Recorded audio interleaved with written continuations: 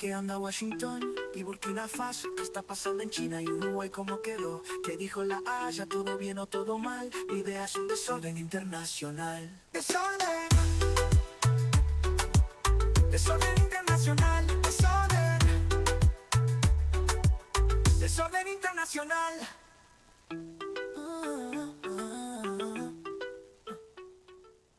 En UTE queremos reconocer a esas personas que con su energía hacen grande a nuestro país. A los anfitriones que ponen la casa para las juntadas y después nadie levanta ni un plato. A esos optimistas del tiempo que ante cualquier pronóstico la van igual. A esas personas generosas de alma que dejan que todos se bañen primero. A los que sufren el síndrome de la sábana corta, pero siempre corta para el mismo lado. En UTE creemos que todo lo que das vuelve. Por eso creamos el Plan Redondo. Porque comprando cualquiera de estos equipos, UTE te devuelve 2.500 pesos en tu próxima factura. Informate más en ute.com.uy. UTE. Avanzamos con energía. Hola, blandenguis. Hace mucho que los saludo así. Estamos saliendo tarde porque cosaron pasas a nivel técnico, pero bueno, estamos acá. Hemos tenido problemas técnicos. Estamos acá. Buenas tardes, Vivi, ¿cómo estás? Hola, qué gusto, buenas tardes. ¿Cómo Bienvenida. andan? Muchas gracias. Tenemos, como les habíamos anunciado, una invitada de lujo. Iván, ¿cómo estás? Muy bien, acá. Nervioso con el tiempo, pero va a salir bárbaro. Vamos a ir lo más rápido posible. Un saludo en el Día Internacional de la Eliminación de la Violencia contra la Mujer, de la violencia basada en género. Acá estamos, Vivi se vino de Violeta. Bueno, estamos para la audiencia y para los que nos están escuchando en diferido, con Viviana Barreto, licenciada en Relaciones Internacionales, directora del proyecto de la FES Uruguay y además compañera de la Red de Amigos de la Tierra. Exacto, todo eso. Gracias.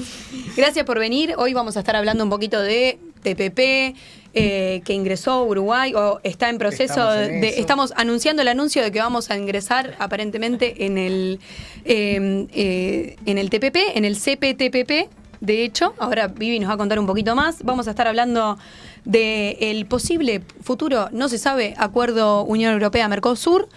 Un poquito de la COP. ¿Alguien sabe qué pasó en la COP de la verdad? De la verdad. Y bueno, algunas cositas más. Pero antes, como lo vieron ahí al principio, UTE. Les quiero contar que UTE tiene el plan redondo con el cual podés recibir entre 2.500 y 5.000 pesos de bonificación en tu próxima factura comprando los electrodomésticos que están en la página web ute.com.uy y ahí pueden ir a ver y cuando compran los registran y se les devuelve la plata. Me encanta que nos auspicie UTE. ¿Funciona? ¿Lo probaron? ¿Lo probaste? Funciona, te devuelven la plata rapidísimo, re bien. Me fascina. Tenemos la primera experiencia de uso. Me encanta. Con éxito. La primera factura que te viene consumo 0 pesos. Es hermosa. Es la felicidad absoluta. O sea, después capaz que lo estás pagando siempre. estás pagando el electrodoméstico. Aplausos, UTE. Bueno, íbamos a comentar un poco, ya que estamos, no sé cómo vienen allá en el back, los saludamos, Jessy, Chucky, Nahue, Diegui, que anda por allá. Íbamos a estar un poco como comentando así al pasar una reflexión sobre lo que está pasando en Venezuela, en el Caribe, en el intervencionismo estadounidense de la doctrina Monroe 2.0 o la doctrina Don Roe, como le dicen. ¿Sensaciones? Bueno, nada, creo que lo venimos conversando bastante, esto de que cuando se pone en discusión la hegemonía de las potencias, se recrudecen como las políticas hacia sus patios traseros, sus áreas de influencia, y es un paso más en ese sentido, ¿no? Vamos a estar comentando el acuerdo con Argentina, que es como la vía política de eso, y bueno, se ve que hay también un plan de vía militar. Recontra preocupante, además, cómo se acepta que se corran las narrativas hacia, ¿no?, relatos criminales y atentatorios contra la soberanía, y hay como un silencio latinoamericano, o sea, no hay voces latinoamericanas y sobre todo conjuntas que se paren un poco firme a decir, esto es una barrera súper peligrosa e inaceptable. Eso es algo que me tiene como muy preocupada también, ¿no? No se escucha una voz latinoamericana fuerte de poner cierto límite, sino todo lo contrario, digamos, ¿no? El acuerdo de Estados Unidos con Argentina, pero también Lula, por supuesto que haciendo su trabajo y frenando a Trump, pero no sabemos si hubo ahí un planteo tan fuerte, hay algún comentario, es preocupante eso, ¿no? Le cuesta caro también Sí, a los el gobiernos, costo. hay un costo ahí lograron que Venezuela tenga un costo, hablar de Venezuela y posicionarse de una visión crítica con la intervención, tenga un costo político, ¿no? Incluso para los actores más progresistas de la región. Sí, es verdad, a mí el otro día, ayer lo decía cuando estábamos preparando el programa, de que nos encuentra en esta situación en el momento de más fragmentación de la unidad latinoamericana, y esto, un avance por todos los puntos. El hostigamiento psicológico que está ejerciendo Estados Unidos desde el momento 1, con Marco Rubio, que es un viejo halcón. Total. Que tiene su propia política por sus propias razones prácticamente, contra América Latina, contra el gobierno de Venezuela, contra la revolución bolivariana y contra la revolución cubana. Pero bueno, es como un poco esto, ¿no? Este avance por lo militar. De hecho, está comprometido el espacio aéreo venezolano, además de su mar territorial. Trinidad y Tobago habilitó ejercicios militares en frente a lo que sería la frontera contra Venezuela. Ahí lo estamos viendo en pantalla, en el mapa. Y bueno, más que nada, esto era como un repasito así rápido, como para no dejar de hablar del tema. No, y normalizarlo tampoco, ¿no? Total. Exacto, para no caer en la normalización. Más allá de lo que podamos pensar, estemos de acuerdo o no estemos de acuerdo con el gobierno de Nicolás Maduro, con el gobierno de Venezuela, esto es injerencia. Esto es un país que está en decadencia en su hegemonía mundial, también en el hemisferio occidental y en nuestro continente, tratando de imponerse, imponiendo un cambio de régimen. Sabemos o se dice que siguen abiertos los canales diplomáticos, pero no tenemos ninguna certeza. Y bueno. Y hay como una visión ahí como de que se termina el problema en Venezuela, cuando en realidad, de alguna manera, que América Latina deje de ser una región de paz, que empiece a haber intervenciones de este tipo, pone en riesgo mucho más de lo que suceda específicamente en ese territorio, en ese país soberano, y compromete posibles procesos de avance en el resto del continente, pero en general la condición de paz de la región. Seguro. Seguramente estemos hablando de esto en el programa de fin de año, que ya les vamos adelantando. Vamos a hacer un programa especial mucho más largo, con un montón de invitados o invitadas, o no tantos, no sabemos, pero vamos a hacer cositas. Nos vamos a sacar las ganas de un programa más largo. Nos vamos a sacar las ganas de un programa largo. Así que estén atentos y atentas a nuestras redes. Y bueno, hacemos un salto, ya que Vivi, hablaste de Lula. No sé si estuviste siguiendo la COP. La COP que pasó de todo, ¿no? La COP que se inundó, la COP que se prendió fuego. Total. La COP que no tuvo había agua. líderes europeos diciendo menos mal que nos fuimos de ese lugar terrible.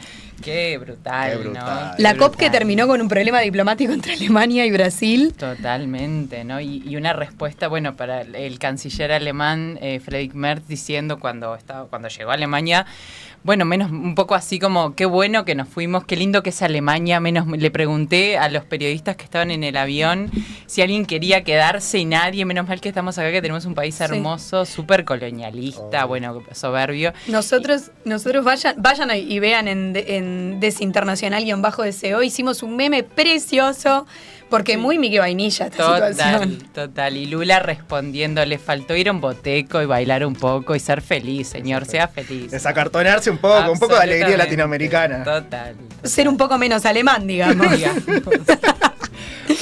Sí, bueno, la COP de Belén do Pará, mientras los grandes discursos, incluyendo el de Lula, que lo queremos un montón, por lo menos desde este programa, le proclamaban justicia climática, la COP de la verdad.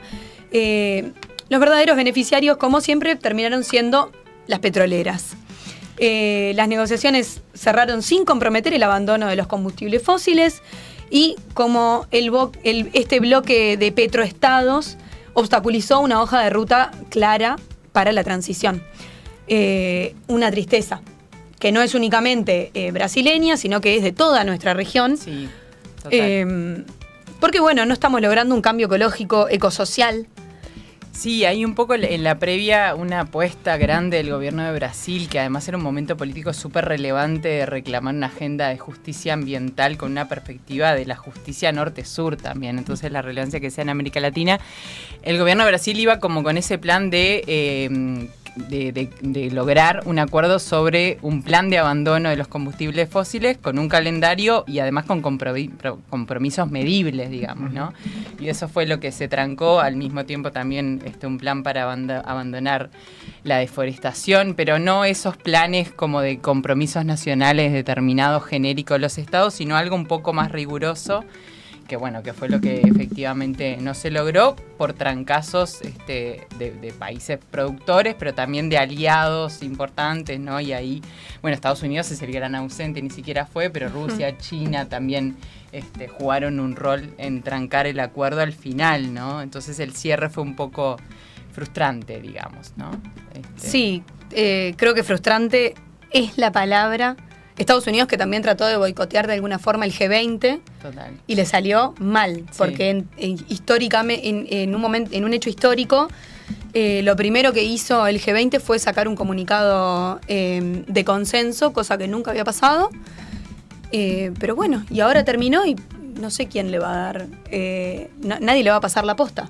No sé, capaz que no la convoca el año que viene. Sí, viste que eso es, un poco también se están corriendo como los márgenes de las reglas y los usos, ¿no? Y Estados Unidos como el caprichoso de la clase que hace lo que quiere, ese es un poco el gran abandonador de los espacios multilaterales. Total, y boicoteador también. Hablando es un poco la visión, o sea, más allá de la voluntad política expresa en los discursos. Es como lo que se podía esperar del estado de situación del multilateralismo en general, ¿no?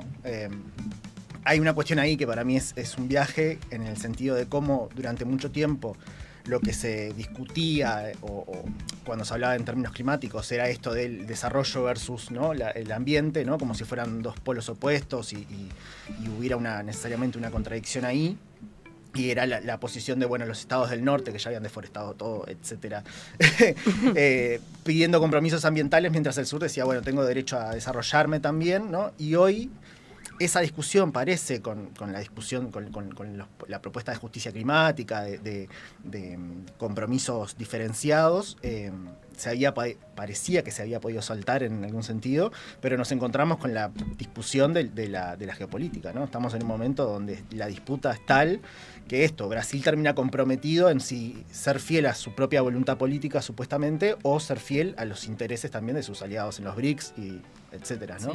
Sí. Hay como un juego, un tablero que entra en muchas dimensiones a la vez y que dificulta poder avanzar en estos términos. Sí, al final esto termina siendo el espejo de lo que está en juego, que es la crisis ambiental, pero la desigualdad estructural del sistema climático global. Creo que una cosa importante decir de esta COP es que venimos de COPs en países donde no hay condiciones democráticas para la participación y la movilización social, y creo que un distintivo, para no quedarnos con todo lo malo, lindo fue la gran cúpula dos povos, la cumbre de los pueblos, que además demostró una participación increíble de organizaciones de todo el mundo, en particular de la región, en particular de pueblos originarios, y la declaración de la cumbre de los pueblos es un documento que es recomendable mirar, ¿no? Súper anticapitalista, denunciando que no puede ser que se haga transición energética, pero que no se deje de usar energías sucias. Entonces es una transición para utilizar cada vez más intensivamente la energía y más fuentes, pero no para efectivamente transformar, denunciando los mecanismos de mercado de explotación de los territorios, ¿no? Eso que hacen que las empresas contaminan en un territorio, pero como plantan árboles en otra región, lavan culpas y en realidad nadie mira Exacto, todos esos mecanismos que son nefastos y que favorecen la concentración de la contaminación y de los impactos de la crisis. Entonces es un documento político interesante, además consensuado por no sé qué cantidad de organizaciones y movimientos a nivel global y con una potencia latinoamericanista súper importante. Así que si hay algún interesado o interesada que busque la Declaración de las Cumbres de los Pueblos, que vayan un y véanla. interesante. Es un manifiesto interesante, con una potencia interesante, Sí. porque América Latina ya le está dando respuestas a esto. Quizá un poco más locales, lo hablábamos en el programa pasado, pero no localistas. Exacto. Así que seguiremos atentas y atentos a esto. Pero antes de pasar al siguiente tema, y porque me olvidé al principio y bien me lo apuntan desde atrás, queremos mandarle un abrazo a las compañeras y los compañeros de trabajadores de M24. Es de público conocimiento lo que está pasando. Es lamentable cuando el mapa mediático se concentra, la que pierde es la democracia.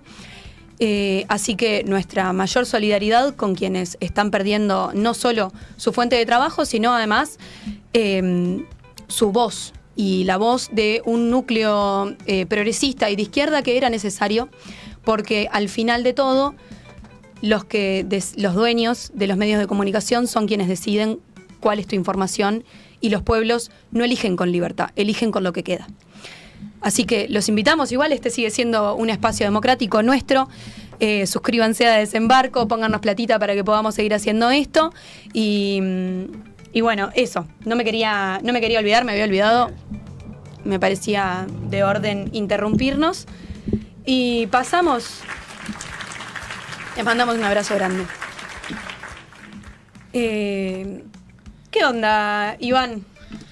¿Cruje la Unión Aduanera? Cruje el Mercosur, sí, parece que sí.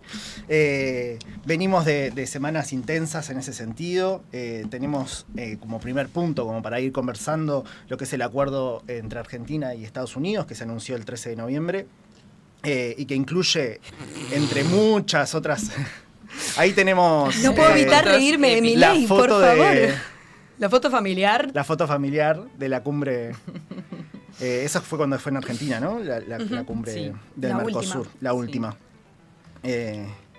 Bueno, estamos como con señales en algún sentido contradictorias o con un escenario que se complejiza en la medida en que, por un lado, bueno, tenemos este acuerdo entre Argentina y Estados Unidos que da acceso preferencial a bienes de Estados Unidos al mercado argentino, sobre todo bienes industriales, un acceso bilateral en términos de lo que es carne vacuna, que es como sectores que siempre fueron sensibles en la negociación, si nos podemos remontar hasta la ECA, a ver esas dificultades para lo que es bienes en los cuales ambos países o ambas regiones son productoras. Al carajo. Ahora que se cumplieron los 20 años. Los 20 años, ¿no? los 20 años, precioso Revival. revivir esos videos del Diego. Es un gran revival de América gran Latina, revival. completamente disgregada.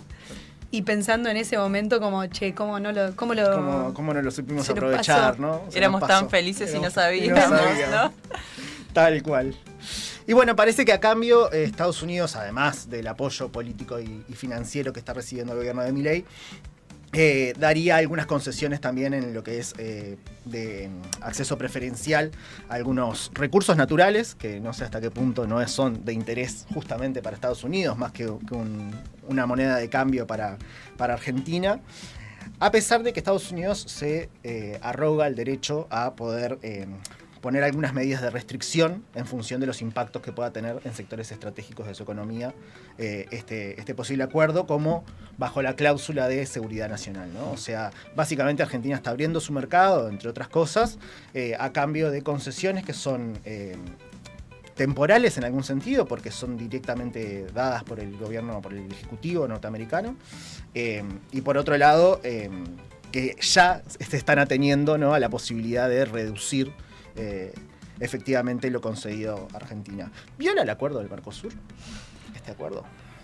¿Viví? Bueno, sí, es una discusión, me encanta porque hay muchas interpretaciones. Lo primero me parece que para decir es que no conocemos los textos, ni siquiera hay como un texto medio oficial con formato de texto de acuerdo, aunque sea en en negociación de lo que serían las informaciones que vos compartías, Iván, y que podemos tener son a partir de comunicados, ¿no? Sobre todo comunicados de la Casa Blanca o declaraciones de funcionarios. Lo que parece ser es que es mucho más que un acuerdo marco, parece ser un acuerdo de comercio y de inversiones.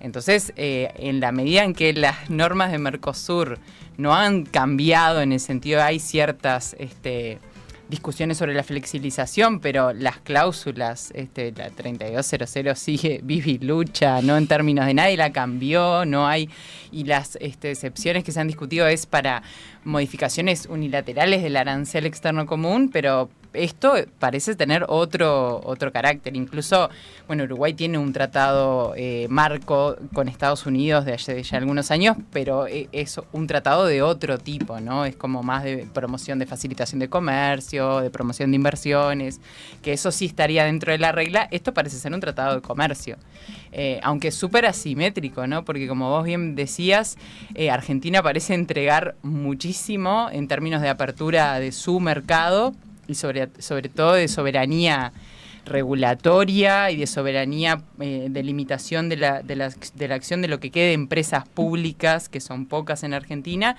y a cambio lo que he leído que se ha analizado es que se beneficia en términos de carne, y en eso que vos decías de un poco incierto de qué tan sostenible va a ser ese acceso al mercado de la carne argentina. Entonces va a haber que seguirlo de cerca, ¿no? Parece haber abierto la ventanita de la flexibilidad por la vía de los hechos del Mercosur, ¿no? No discutido, sino por la vía de los hechos, ¿no? Es un poco eso lo que está pasando, me parece. Sí. Me llama la atención que ahora decías lo de carne y vi hoy que Trump levantó los aranceles a la carne brasileña.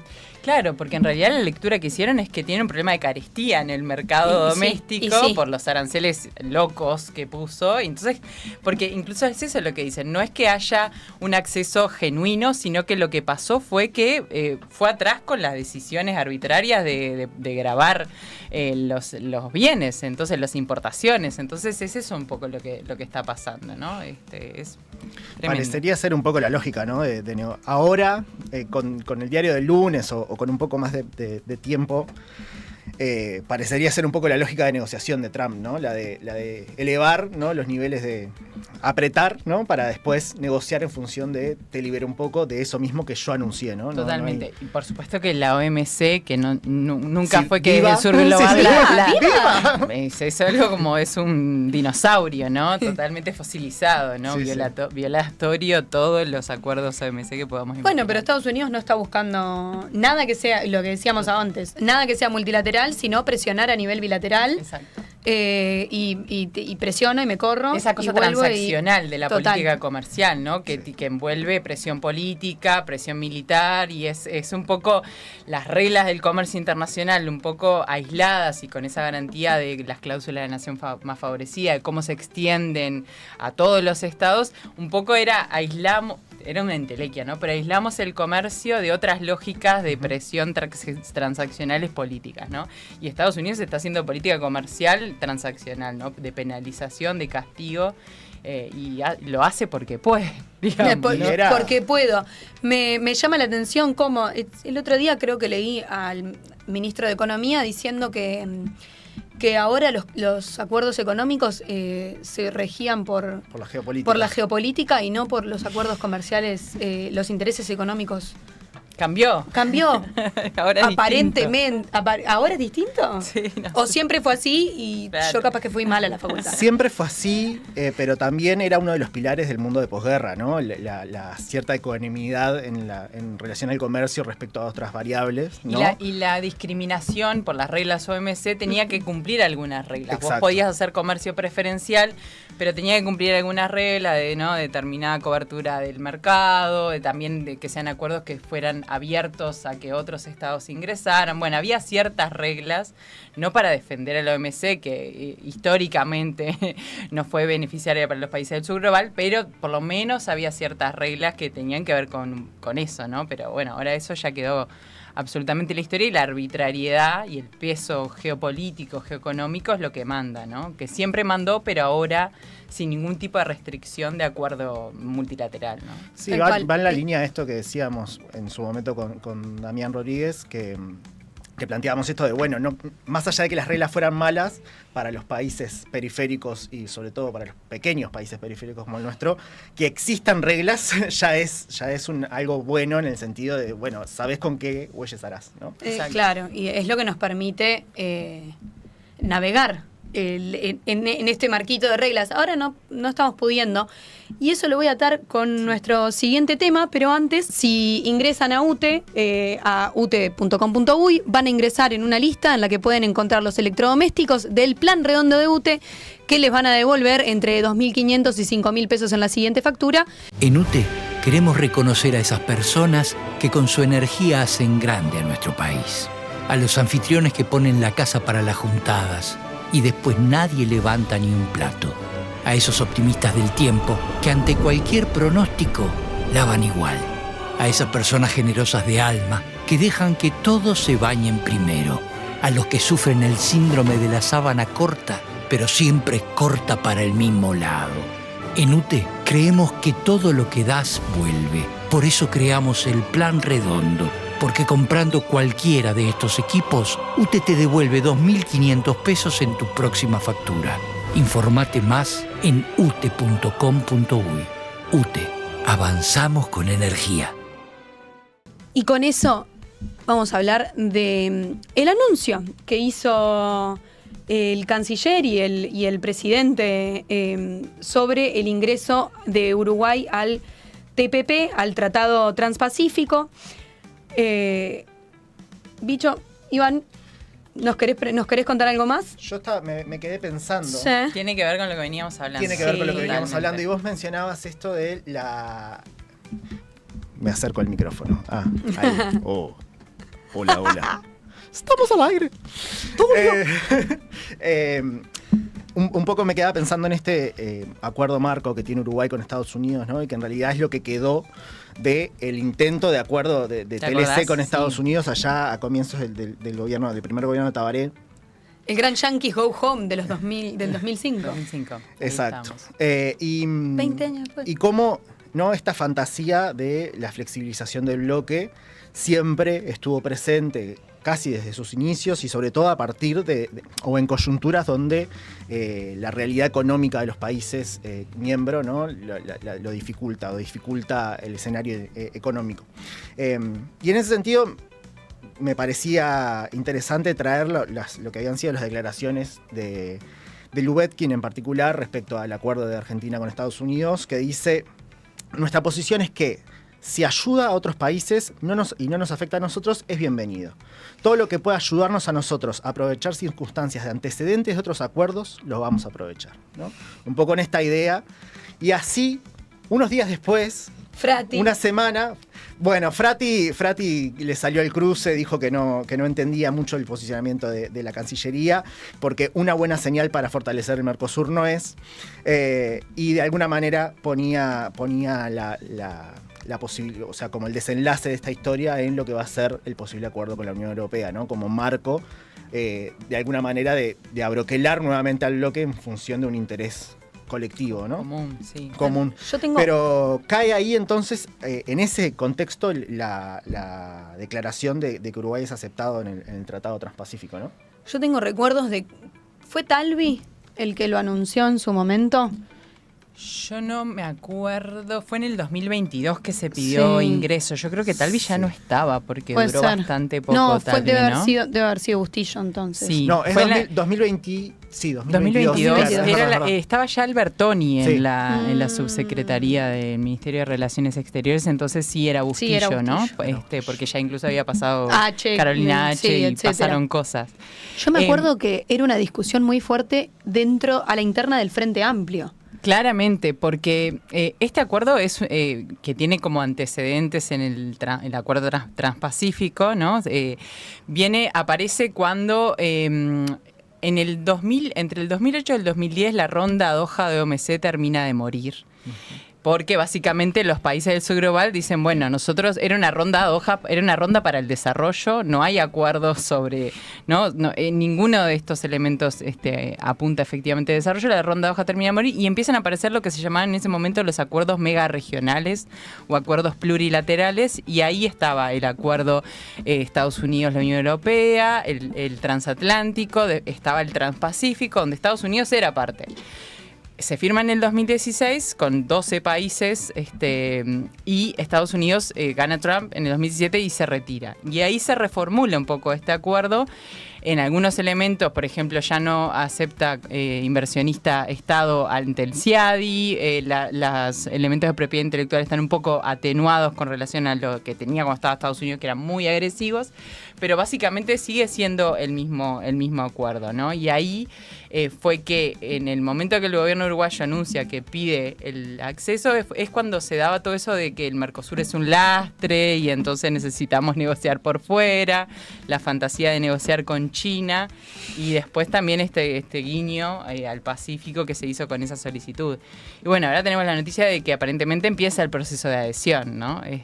Que eso va a implicar esto también es un tratado de libre comercio, ahora se llama Tratado de Libre Comercio de Nueva Generación, el capítulo comercial no es nada despreciable, incluso demanda una liberalización exigente, ¿no? Hay más del 95% de la canasta de bienes que los países miembros liberalizan, o sea que ahí va a ser exigente también para Uruguay. Buenísimo para la pequeña industria. Totalmente, ¿no? Porque además, estos países se replican la misma relación norte-sur que tenemos quizás con algunos países de América Latina, los que están, bueno, ahí puede haber una relación distinta, aunque más o menos, porque a México no le vendemos otra cosa que ya tenemos un TLC. Ya tenemos un TLC, ya tenemos acuerdo con Chile, ya tenemos acuerdo con Perú, está el acuerdo Mercosur-Singapur que se firmó y que no entró en vigencia, sí, pero todavía no ha sido ratificado, ¿no? Por los parlamentos, creo que solo el Parlamento de Paraguay lo ratificó.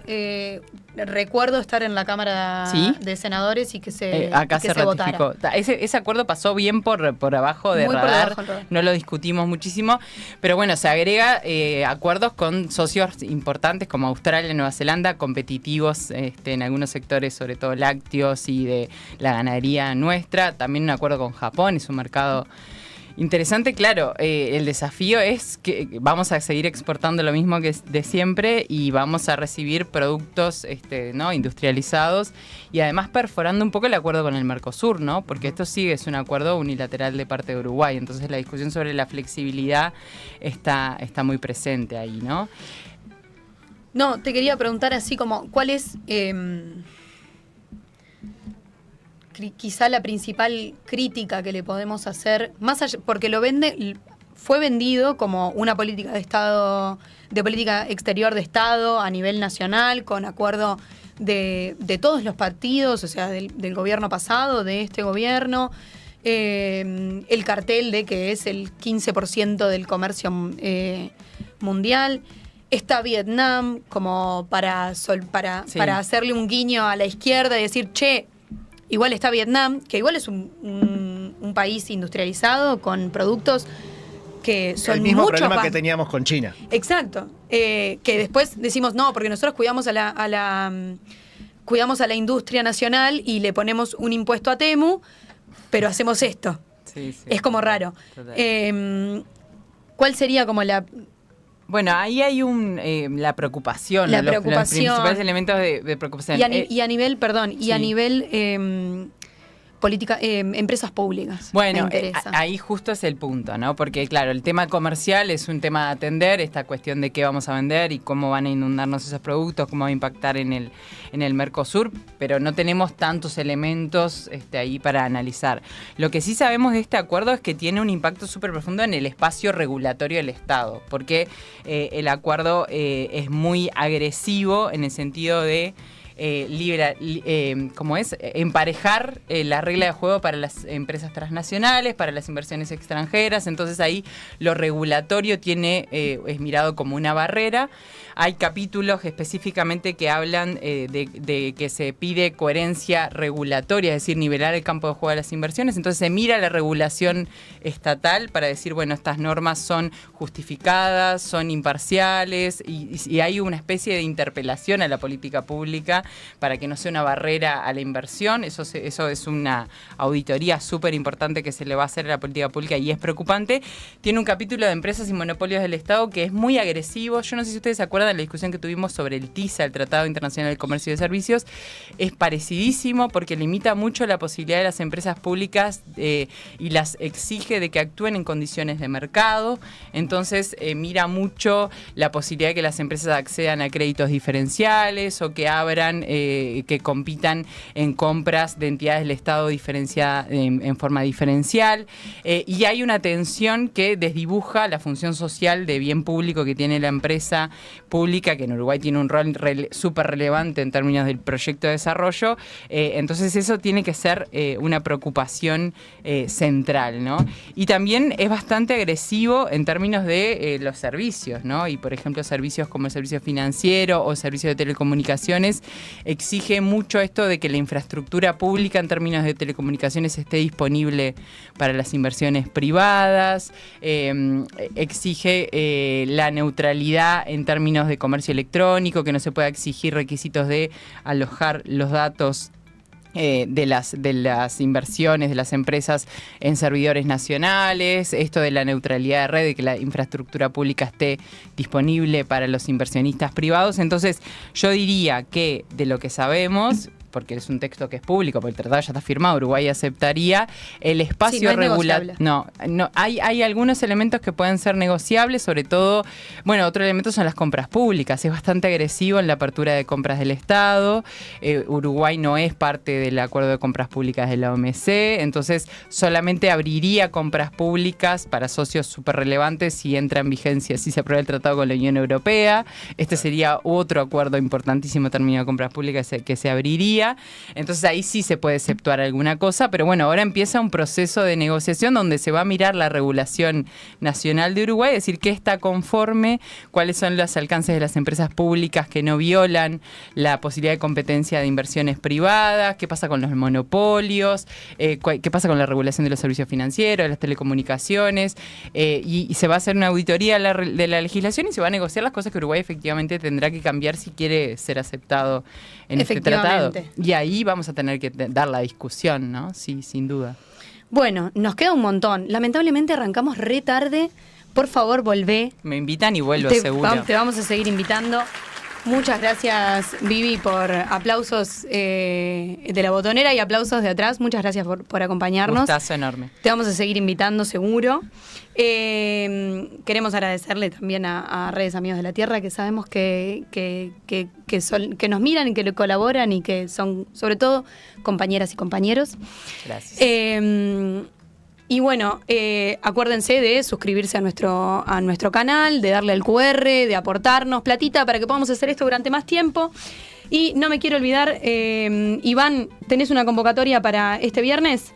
Exacto, en el Día de Solidaridad con el Pueblo de Palestina, este 29 del 11, hay una vigilia por las niñas y niños asesinados en Palestina. La idea es que diversos que ciudadanos en general uruguayos lean en voz alta parte de los nombres de los más de 20.000 niños y niñas asesinados por Israel en Gaza. Va a ser en la Plaza Libertad, o más conocida como la Plaza Cagancha. Este viernes 28 de noviembre, a partir de las 13 horas, hasta la madrugada del sábado 29, entonces. Que es efectivamente el día de solidaridad con Palestina. Exacto. Anótense en las redes de Artistas por Palestina, de la Coordinadora por Palestina. Ahí se pueden anotar, se inscriben y pueden ir a leer 15 nombres de niños. Les mandan un mail y aprenden a decirlo, lo dicen si quieren, como les salga, pero es importante estar. Y antes de cerrar, le queremos agradecer a la chacra ecoorgánica de la comunidad de Tiwinmen. Accede a diversos productos 100% orgánicos, certificados por el Ministerio de Ganadería, Agricultura y Pesca. Conservas, huevos, gallinas felices, pollos de campo criados en libertad, mermeladas, muchos productos más. Promueve una ingesta saludable, respetuosa con el medio ambiente. Contactate al teléfono que ves en pantalla y decí que venís de parte de Desembarco. Hacenos caso, comemos un poquito más rico y solidario. Y apoyamos la producción Y apoyamos la orgánica producción local. y nacional. Envíos sin costo en Montevideo y la Costa de Oro. Y con eso no se olviden de que entran en ute.com.uy y con el plan redondo de UTE les dan entre 2.500 y 5.000 pesos según el electrodoméstico que compren. La lista está ahí en la web y nos vemos el martes que viene. En UTE queremos reconocer a esas personas que con su energía hacen grande a nuestro país. A los anfitriones que ponen la casa para las juntadas y después nadie levanta ni un plato. A esos optimistas del tiempo que ante cualquier pronóstico lavan igual. A esas personas generosas de alma que dejan que todos se bañen primero. A los que sufren el síndrome de la sábana corta, pero siempre corta para el mismo lado. En UTE creemos que todo lo que das vuelve. Por eso creamos el Plan Redondo. Porque comprando cualquiera de estos equipos, UTE te devuelve 2.500 pesos en tu próxima factura. Informate más en ute.com.uy. UTE, avanzamos con energía.